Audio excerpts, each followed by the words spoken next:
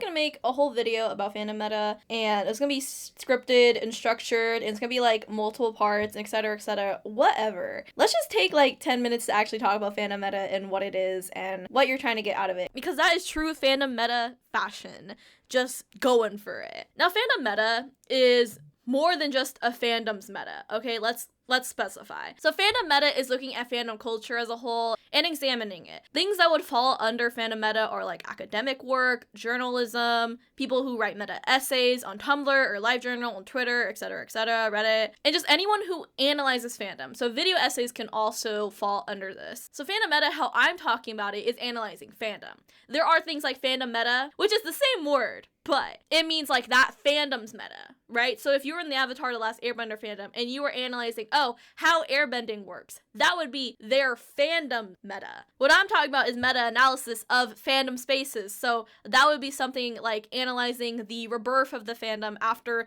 the Avatar: The Last Airbender show was put on Netflix in 2020. So now that we have that out of the way, let's talk about the different aspects of fandom meta. So first off is academia, obviously. A lot of people might not understand this because academia itself is elitist, classist, a lot of different things, inaccessible in a lot of different ways. But fandom meta does include academia, because a lot of academics were first fandom meta essayists. And then they went on to become academics and actually write essays and then be paid for that. So a lot of academia work is much more structured and it has a lot more obligation to it, to the person's university, to the person's research, etc.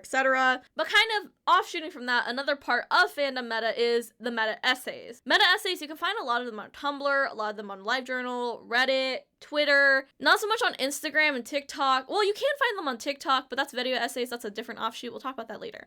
But meta essays are the most popular form of meta analysis for fandoms. So this is people talking about things like fandom behavior, talking about the history of fan fiction, talking about fan merch, fan labor, anything like that can be in a meta essay. And then in addition to meta essays, there can be video essays. So that's essays that are on things like Instagram, TikTok, and YouTube. Video essays I consider separate from meta essays that are just written because they are vastly different medium. A lot of meta essays are unstructured and kind of people write them as things happen. For instance, during the Archive of Our Own's election, where there was this one person in particular who I believe was from China, who was aiming to make the archive more quote-unquote acceptable to Chinese regulation, because, as you know, or you don't know, AO3 is banned in China for various reasons. So that person was trying to do that and made a lot of people angry. So there's a lot of meta essays at the time about the elections, about the ethics of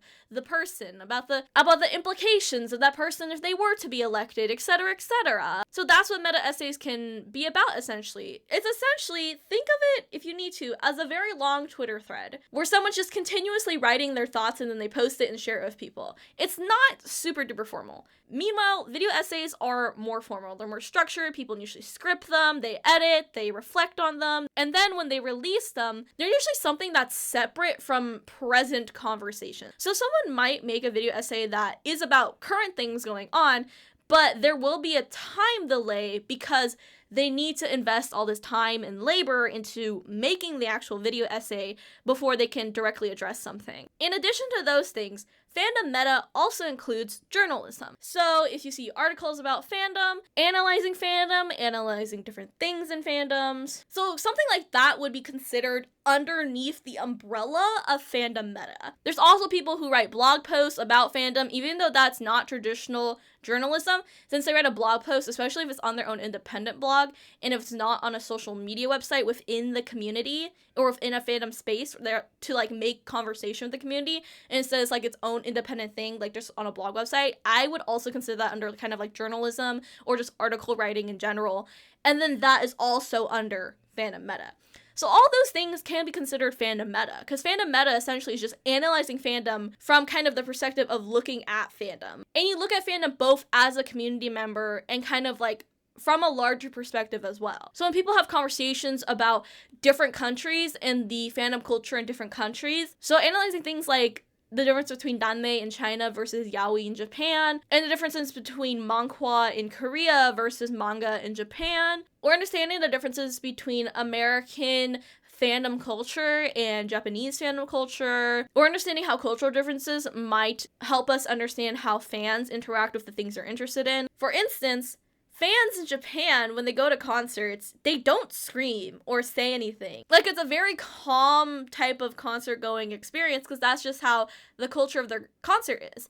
Meanwhile, if you go to places like America, for instance, August D, Suga from BTS, he's currently touring, and what a lot of Americans do is that they bark during concerts, or they do random noises, because that's just kind of ingrained within the concert culture in America. Like, you go to other concerts, people will bark. Not just the August D, not just an ARMY thing. People will bark. And if you go to movie theaters in America, people will be really loud, will interact with the movie, etc., etc. So there's a lot of different things happening within different fandom spaces that we can come to understand, and that is included under fandom meta.